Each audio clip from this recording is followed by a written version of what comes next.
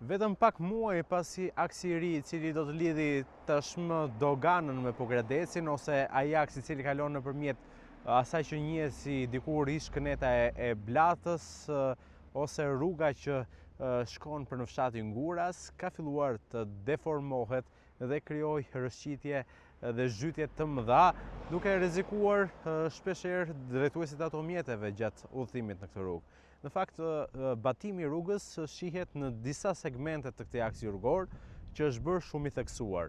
Dhe për këtë arsye, siç duket, të paktën në vetëm njërin ur ka një zhytje tepër të madhe.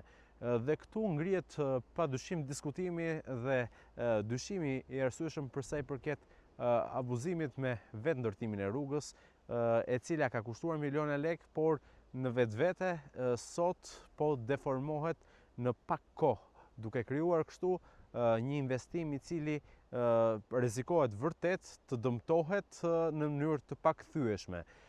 Kush duhet jetë në fakt përgjegjës për këtë situatë dhe a duhet që të merren masa pa u degraduar më tepër kjo rrugë? Këto janë pyetje të fakta në fakt që ngrihen për të gjithë qytetarët, por edhe për vetë institucionet që të thrasin mendjes kur bëhet fjalë për rrugët publike, për rrugës ku lidhen sidomos dy vende, Shqipëria me Maqedoninë, por edhe në vetvete edhe kur lidhen shumë banorë të komuniteteve me qendrat, pra banorët e Gurasit me Pogradecin.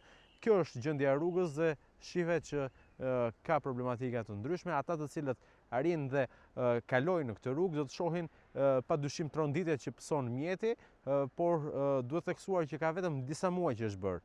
Por çfarë do të ndodhi më vonë? Kjo mbetet vetëm për t'u parë.